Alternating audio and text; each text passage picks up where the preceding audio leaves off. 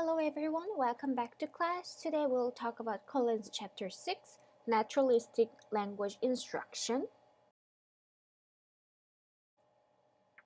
Here is the agenda for today. After you read Chapter 6, complete Reading Guide 7, and after this lecture, please complete IRIS module on RTI Math to prepare next week. Objectives for today, we will talk about some characteristics of naturalistic language strategies, also known as milieu teaching, and we'll talk about examples of strategies to enhance to the environment to facilitate communication, and we will also talk about some steps and procedures of multiple naturalistic language strategies to facilitate communication. Naturalistic language strategies, also known as milieu strategies or milieu teachings. These strategies are very famous, and these strategies are one of the evidence-based intervention strategies identified for individuals with disability. These strategies have several characteristics, like they occur in natural activity in natural environments, and they are embedded through the day whenever opportunities arise to use language. Trials are delivered according to the interests of the student rather than being dictated by the instructor. Each trial is brief in length and is followed by a natural consequence that is reinforcing to the student. To increase the number of opportunities for trials, the environment can be set up or arranged to facilitate the needs for communication. The form of communication is open and can include verbal language, manual signing, or the use of augmentative communication technology, AAC. And there are several types of naturalistic strategy. We will talk about those different types of strategy in a moment, but before that, we have to consider this thing. As your textbook says, the more reasons that a student has to communicate, the more opportunities there are for the instructor to deliver instructional trials. So like I said before, to increase the number of opportunities for trial, the environment can be set up or arranged to facilitate the needs for communication. So you can consider several things to arrange the environment to create opportunities for communicate. So easiest way you can do is to limit the necessary materials for an activity. Like your textbook's example, during snack, you can have too few cookies for the class, creating an opportunity for the student to have to ask for a cookie. As mentioned earlier, there are different types of naturalistic language strategies. Those include modeling, man model, incidental teaching, and naturalistic time delay strategies. The first one is modeling. The modeling procedure is appropriate when a teacher is teaching a new form of communication to a student. For example, the goal may be to teach a student to ask for a drink rather than crying to indicate being thirsty. So the steps includes the following. So wait until the learner's focus indicates the needs to communicate. So for example, student is looking at a new ball on a high shelf before going outside for recess. Step 2, according to the learner's interest, model the response that the student should make. So you will verbally model the response. So you can say you take the ball from the shelf, and you can verbally model the word ball and wait a set number of seconds, like 5 seconds, 3 seconds, for your student to imitate the target response, and then you will reinforce the student for making the target response. So you can say, yes, this is ball, and you can give the ball to the student.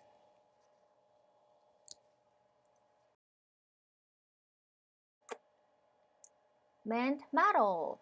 The term MEND is very frequently used in the field of special education, and MEND is a term used for telling a student what is expected, and it can be perceived as a basic form of a command or demand. An easy example of a simple MEND is tell me what you want. So MEND is a terminology, new terminology you have to remember. And the MEND model steps includes the following.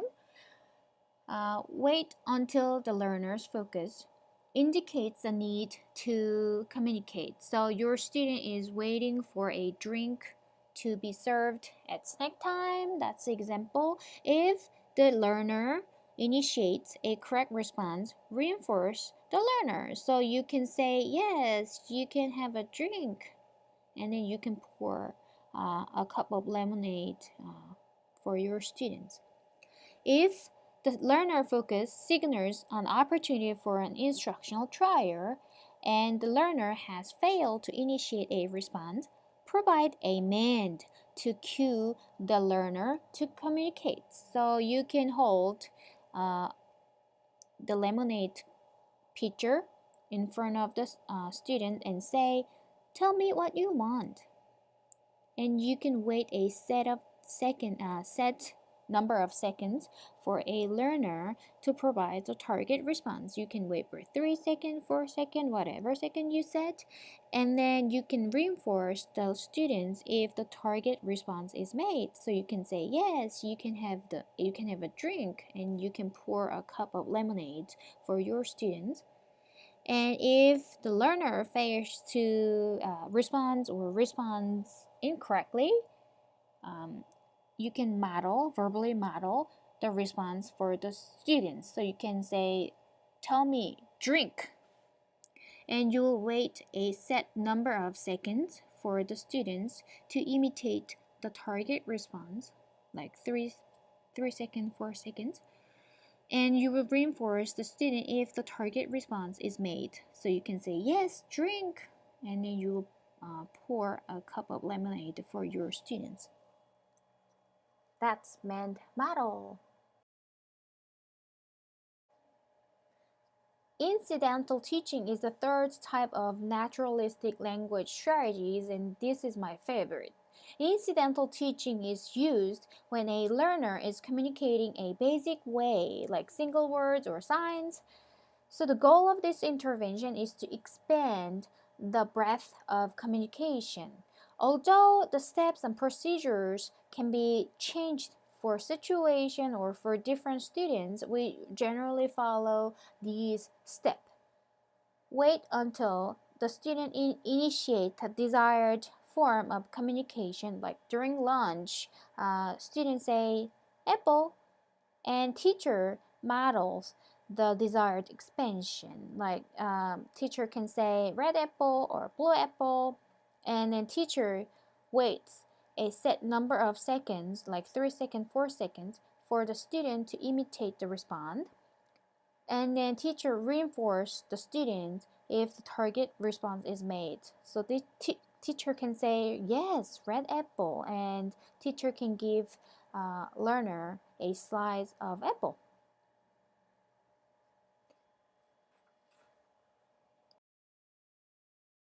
Now we'll watch the short video because incidental teaching is a very, very important strategy to know. Natural environment teaching, sometimes referred to as incidental teaching, capitalizes on an individual's environment and daily routine in order to teach new skills. This method focuses heavily on a child's current interests, using a child-directed approach to facilitate the practice of new skills in different environments, with different people, and with different materials. Because of its child-directed approach, natural environment teaching creates opportunities for greater engagement and interaction, as well as built-in opportunities for generalization. Here, we will observe a brief segment of natural environment teaching, focusing on the important aspects. Nice job! Hey, you did so good today, so you get to pick a game and we can play it together, alright? Alright, did you find something you want? What is this? Letter game. It's a game? What kind of game? Letter game? The alphabet bean bag. Okay, let's play on the floor. Here, notice the instructor waits to see what the child finds interesting within the environment. Once an item is selected by the child, the instructor will use this item to incorporate educational targets. What are these called?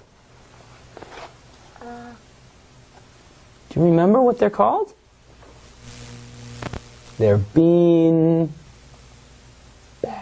bags. With what on them? A letter. Letters, all right. Hey, what color do you want to be? What do we do? We throw them? Okay. How about you pick 3 colors to be? You have green. You have, what color is that one?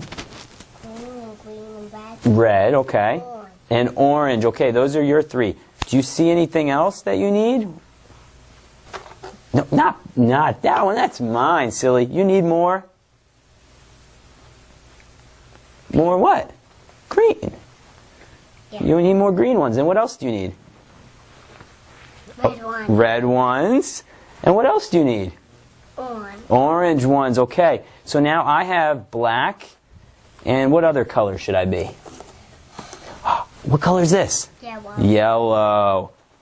Very cool. How many yellows are there? 1, 2, 3, 4. 4 and... Okay. Wait, look at 1, 2, 3, 4, 5. 5. Okay, and I'm going to be purple. Notice that the instructor is using the letter beanbag activity to work on several targets: color and letter identification, conversational exchanges, and problem solving to find missing items are all incorporated within the same activity. We're going to aim for this box and we're going to throw them in, okay? Who's going to go first? You are? Okay, go.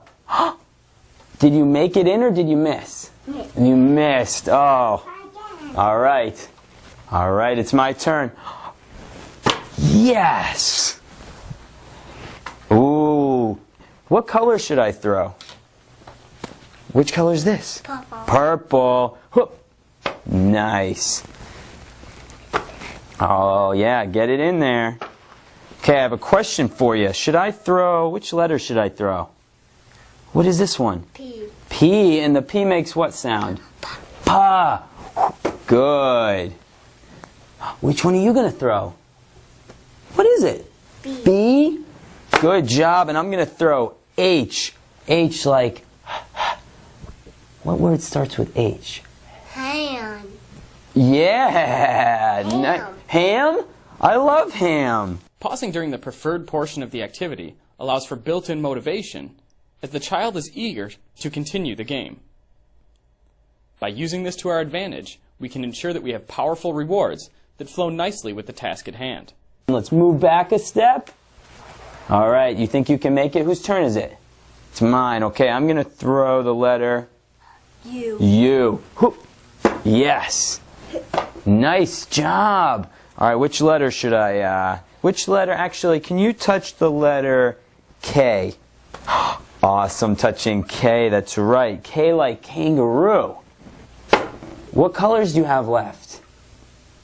B and T. Those are the letters, but what colors are there? There's red and green. green. Good. Throw that green one in. Oh, you can go get it. Nice throwing, though. Great job. Now, I want to throw my purples. How many purples do I have left? 2. 2 purples? Good. And what's your last one? B. Nice job. Now, which one should I throw next? All of them. All of them at once? Okay, I'll throw all of them, but tell me the letters. We have... O. Y. E. Good. Can you tell me a word that starts with E? What sound does E make? I. Good. Pretty good, yeah. Id. How about something you eat? It's egg. Egg. Egg, you're right. And what about an animal? Fin. Elephant. All right, I'm going to throw that, and then I'll let you help me. Which one do you want to throw? That one. Good job. All right.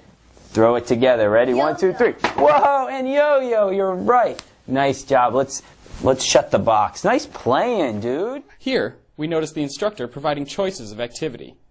Providing choices for the child to assist in selecting the activities is a critical part of incidental teaching. This allows for the instructor to keep motivation levels high and keep the child excited and engaged in the task. Strategies for success. In natural environment teaching, following the child's lead is critical. This allows us to create high levels of motivation in responding, resulting in increased opportunities for the practice of new skills and high levels of engagement. Structure the environment.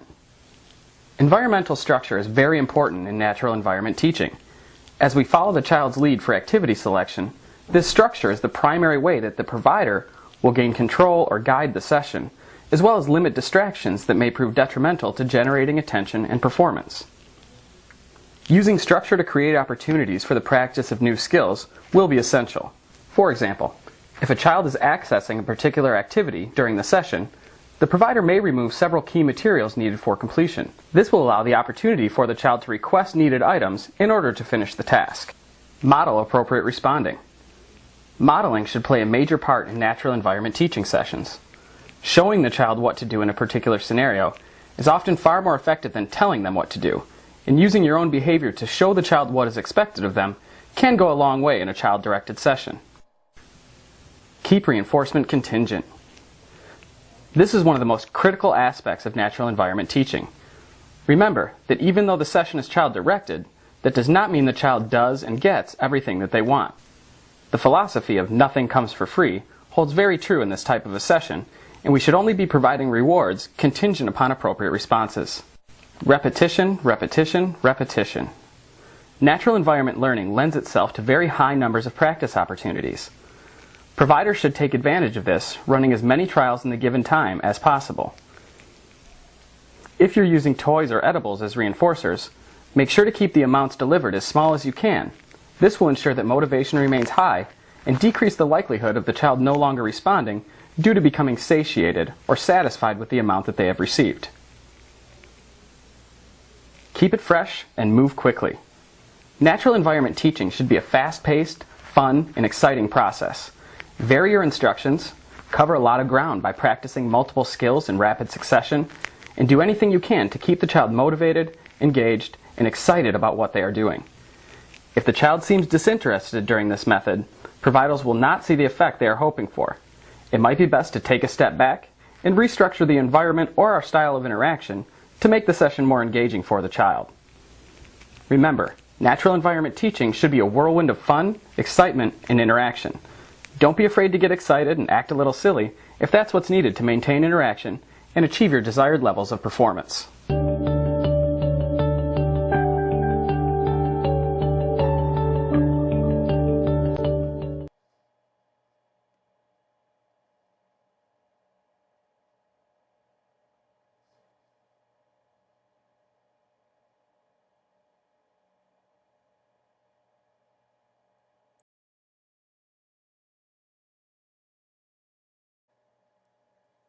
The last type of naturalistic language strategy is naturalistic time delay. We can combine naturalistic language strategy with time delay. So naturalistic time delay procedure can be effective in facilitating a generalized response because it requires the student to practice using acquired communicative responses during ongoing activities when communication is needed.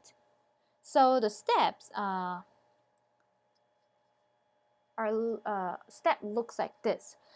So interrupt an ongoing activity when there is an opportunity to require the student to communicate. So teacher can close the sketchbook or removes crayons when student is coloring a picture during art class. And teacher can insert a delay interval by waiting a set number of seconds for the student to make a communicative responses like 3 seconds, 4 seconds, and the teacher can reinforce the student if the target response is made. So teacher can say, good job requesting. Here's your crayon. And if no response, teacher can provide a model prompt. So teacher can say, tell me, I need my crayons. And teacher will reinforce the student if the target response is made. the teacher may say, "Excellent, here are your crayons." Now, you can consider to use these naturalistic language strategies to teach communication skill to your target student for the final project. People these days really like this intervention much because this is a naturalistic intervention that happens in the child's natural environment using natural activity, and the intervention uses the natural reinforcement, which is the strongest reinforcer.